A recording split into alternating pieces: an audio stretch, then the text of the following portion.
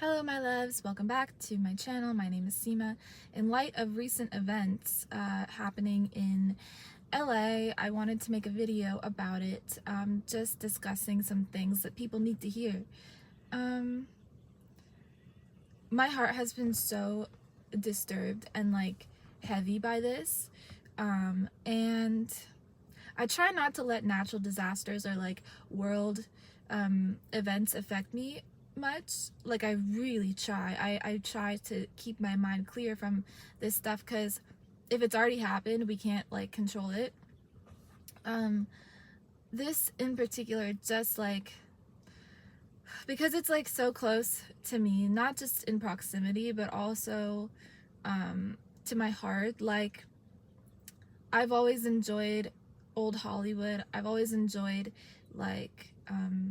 looking at the Hollywood sign and dreaming about being there. And I don't know, I've never really wanted to actually live in LA, but the experience of being in Hollywood is something that I used to go when I was younger a lot. And I've had, personally an experience with this kind of thing, and it is so sickening to experience such a great amount of loss. And the reasons for this are something I'm not going to discuss. If you really want to know what happened with these fires, you can go on Twitter, because it's all on Twitter. You can even look at my Twitter. Information is rampant, you know what I mean? I'm not going to say more on that, but there are things in the world that are happening rapidly and things in the world that are shifting. Before a certain individual comes into office, some things are happening, you know what I mean? To protect other people. Okay, that's all I'm gonna say. So again, do your research, please. But I'm gonna talk to the people that maybe have faced loss, this kind of loss. These things, from a spiritual perspective, because that's the only way to navigate through life, is from a spiritual perspective. So these things happen, fairly or unfairly is not the point, because karma is fair. Above everything, there is a force that is God, that is always in control. And I know it doesn't seem like it. I know it doesn't seem like it when calamities like this happen. But in the end, we will gain and we will lose, and that's just life. I know that sounds really obvious and boring, but that is the truth of life. We will gain and we will lose every single day. We are literally growing older. We are evolving, even physically, and we're not going to have these bodies forever. So it's not that bad. I know that's interesting for me to say, that it's not that bad, but we get over things. We get over loss. Not right away, but you will get over it. I want to say to anybody who has faced this. And also, fire is what? Fire is clearing, in order for something to come in, something first has to go. And I know that sounds, again, really insane for me to say, but physical objects are not ever going to be as important as your human life. Think about the state of the world we are in right now. There are people flexing $50,000 grills on Instagram. There are people flexing cars and watches on one side of the world. And then on the other side of the world, we have people that have lost their homes. We have people that are homeless. We have people that have lost their memories. Their lives will forever be changed by this event, and they will have some trauma now. So think about it. The next time you see somebody flexing online, right, in any way, not for the sake of beauty or not for the sake of marketing their business, let's say, but for the sake of simple flexing, right, which is it's a clear illusion that they're in. Just notice that it's a clear illusion that they have put themselves in. Because to somebody who has just lost something huge, right? To go on Instagram and to see people like just having lavish things in life, the people that have lost something will begin to view their life as a tragedy. They will begin to view themselves as impoverished. They will begin to view themselves as so much lesser than the rest of the world. This is mental warfare. This is an issue of somebody not being able to understand who they are, understand their manifestation power, or understand their ability to rise up from the ashes, literally. It is demoralizing to all of us as a global population when somebody is so deeply in their illusion of wealth and power that they cause calamity to happen, or they stick themselves so far into their own illusion that they think money and wealth is something to lord over others. Like, this is the state of the world that we live in. There is no empathy, there's no compassion, and we only rarely see acts of humanity when disaster strikes. And this is, again, an attack. It's an attack on the human soul. It's an attack on the mind. It's an attack on the energy, the life force energy. That's why, people are the way they are. That's why people are mean. Because there's no hope for people. There's no hope. When you hop online and you see things like that, like disaster, lack of community, lack of support, lack of empathy, people are so far removed from themselves that like naked models are making more than like teachers and doctors and firefighters. Like, society is failing. It's already failed.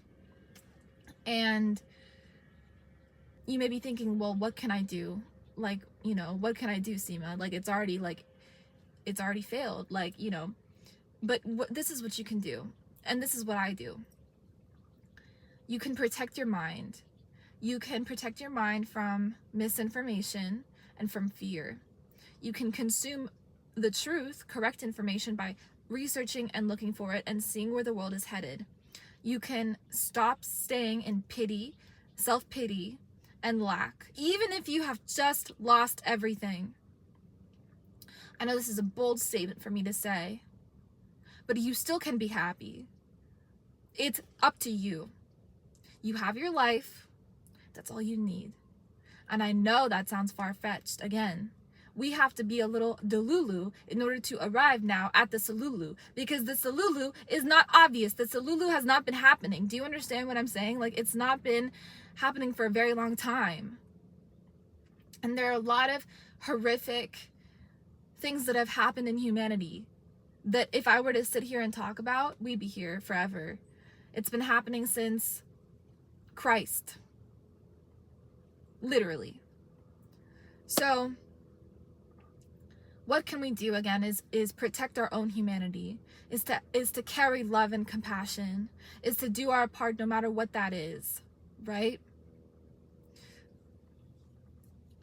For example, my vision for the world is an education system that is so pure, that teaches every single individual what they need to know, including spiritual living and actually like how to be yourself as a soul, how to live from love, knowledge of God, knowledge of entrepreneurship and business, knowledge of global wealth allocation, knowledge of proper like household operation, knowledge of how to raise children. Like, these things are important. Knowledge of how to heal yourself physically, mentally, psychologically from trauma or anything else, even wounds, anything.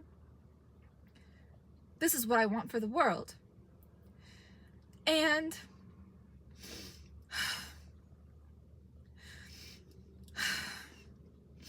it will happen.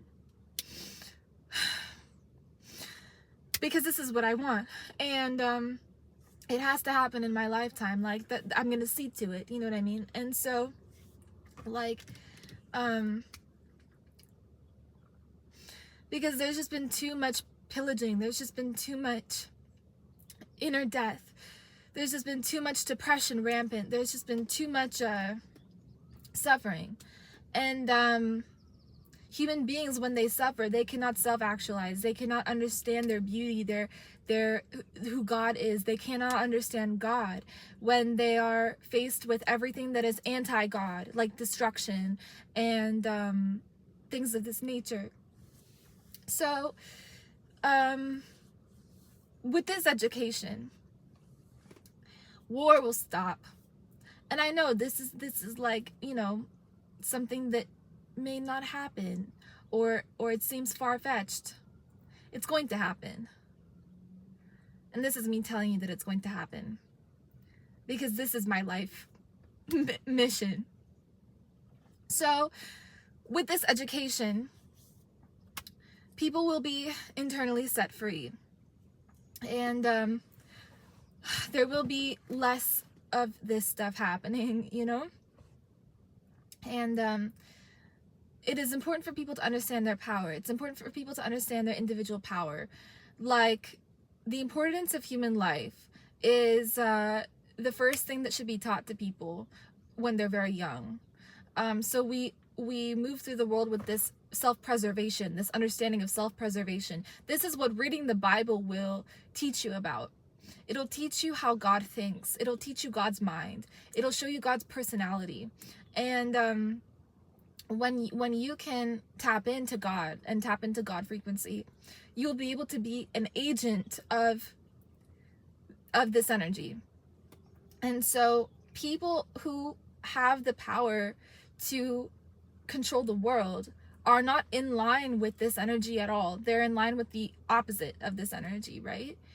So they make decisions that cost lives.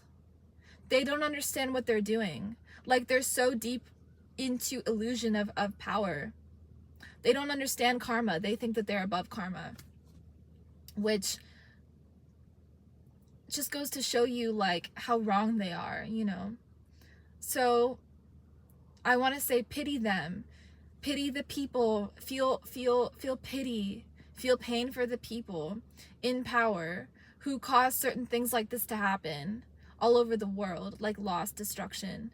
Pity them. They are so lost. They don't understand what's coming after this life for them. They don't know what's going to happen to them, and how they're setting themselves up for cycles of suffering by causing suffering to others. You never want to cause another human being suffering, ever. Do you understand? Not emotional, not mental, not psychological, not physical, or animal. Because life is God. Okay? So, all right. So, what can you do? What can you do? You can talk about it in a way that inspires hope. I want people to have hope, okay? You can also donate. I'll have a link down below. But I want people to have hope. I want people to understand that even if you have lost something in your life, physical or a person or anything, it is part of the process. It is part of life. It was written, because everything that happens to you in your life is so specific to you. It's so trademarked for you, right? No one else is living your life. So that means, therefore, everything that happens to you is like handmade, okay? Or written, we could say.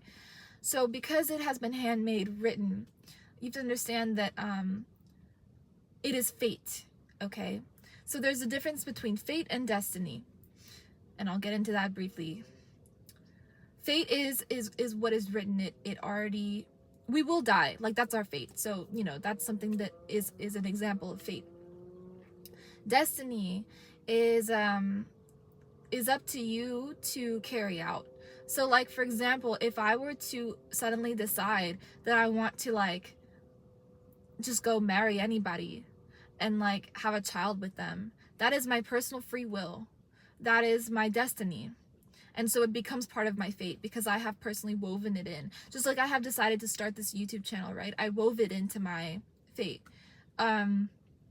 So we can do that, but there are things within the foundation of faith that are solidified already, you see. So that brings me to free will and predeterminism. A lot of people wonder what goes on here. You know, is there such thing as free will? If there's predeterminism and vice versa, both exist. Both exist. So yes, we have free will to a certain degree, but then the predeterminism is an aspect that is solidified at the foundation of our very existence. So we have the ability to level up as much as we want, level up, let's say, like the video game character in this life as much as we want, and really evolve spiritually as much as we want. And that is our goal. That's actually the goal of human life. So if you can max that out, you're doing what you are supposed to be doing in this lifetime. So that is an example of free will. Now, if you want to just trash your life, right? And if you want to just like do whatever, that's also your free will. So your predeterminism, the predeterminism aspect of your life will adapt to the decisions that you've made. Do you understand? So they both work in symbiosis. They both work in harmony with one another.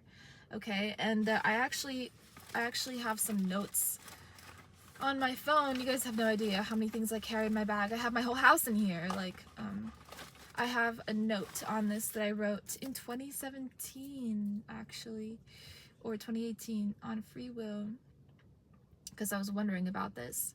So I meditated and I received the answer. We have the power to do that, by the way. Everybody does. Yes, here we go. This note is from July 2nd, 2018. Each soul comes from a different background, a different time and place in space, okay? All held in the Akashic records, okay? Some souls are closer to the destination, God, than others. This destination, God, is also the journey. He becomes our destination when we realize that He is the journey throughout daily life and everything we do. So time is a measurement. It's a count. Events still happen the way that they do because of causality or order, thereby proving the existence of predeterminism, meaning all events occur in a way such that they are always perfectly executed. There are no two decisions for one event, okay? So out of like a grid of possibility, infinite possibility, there's only one possibility that that solidifies. Therefore, free will is a concept that is not solely existent on its own. It needs predeterminism. Do you understand? They need each other. So free will needs predeterminism. So again, and then I wrote, free will exists across a span of possibilities. What this means is that different scenarios may always be likely, but will always play out in the order they were supposed to. Hence, both exist. Free will across multiverses, so like the multiverse or multiverses, there are multiple, exists as options or probabilities. And predeterminism across multiverses as being the one experience or probability that we as souls encounter also exists.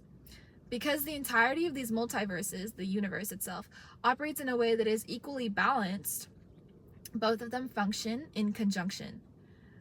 Having this, we can prove that time itself, interpreted as a substantial byproduct of the two, time is a byproduct of free will and determinism, time as a tangible concept does not exist. And I wrote this as a note in 2018. So I'm going to repeat that last sentence again. So because the entirety of these multiverses operates in a way that is equally balanced, both free will and predeterminism function in conjunction with one another.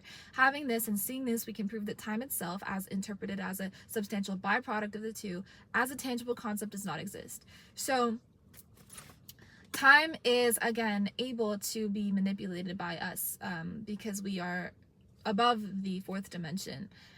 Which is time. And I've talked about this in previous videos, but you do this by injecting your focus in different ways. So in a space of chaos, frenzy, or anxiety, you actually create less time and you create more time expended within chaos in the future.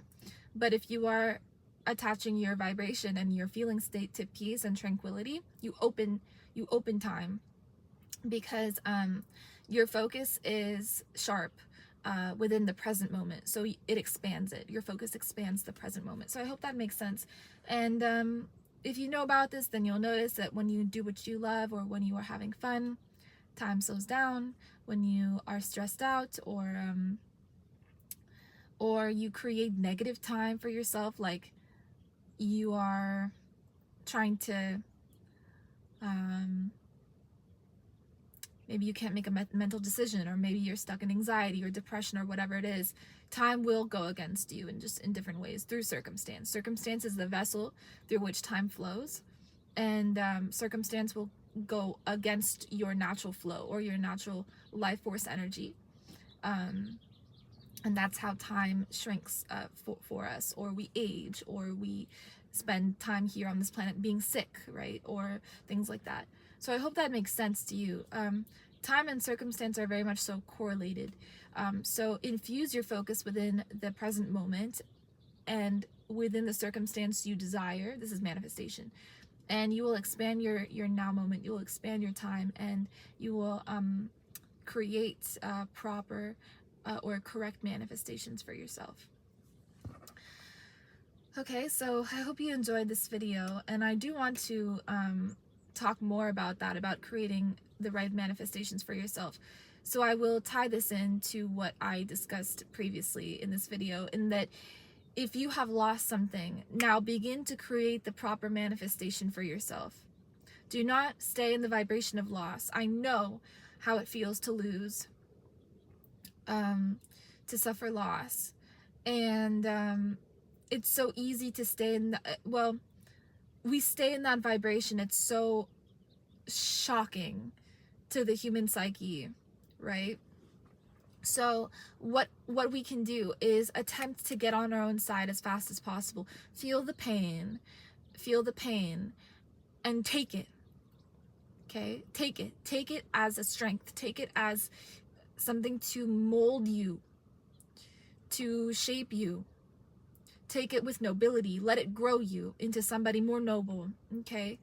And more understanding of the world, and understanding of what needs to be done, how life needs to be lived, you know?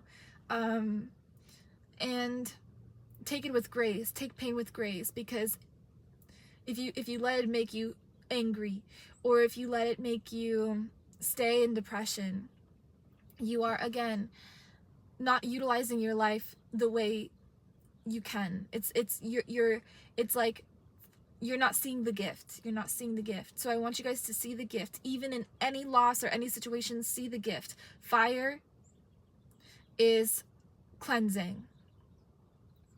I know, again, that sounds backwards, Delulu, but here the Delulu is the Salulu because it has to be. Fire is cleansing. Fire is life. Fire is sacred. We use fire in prayer. All of Earth's elements are sacred. Just understand that, you know, things happen, and then time heals. Time heals, you know. So have hope, have faith. Understand that time will heal. Time will heal all. Time will heal you, and know that you will rebuild memories. You will rebuild new memories, and they're on the way. Your life is just starting, baby, every day. So embrace that, understand that each day is a gift and each day is a blessing. Be grateful for your life, because you have a beautiful one, and it is up to you to see just how beautiful it is. You can have any home in any place ever. Please expand your mind to the possibilities. Allow for your mind to hold different possibilities. Allow different possibilities to come into your energy. Travel somewhere else, away from calamity, away from ruin or destruction, and rebuild. I love you guys so much. My heart goes out to anybody that is dealing with this loss, and I love you very much. Thank you for coming to my TED Talk. Thank you for being here, and I hope this video helped you. I'll see you in the next one. Peace.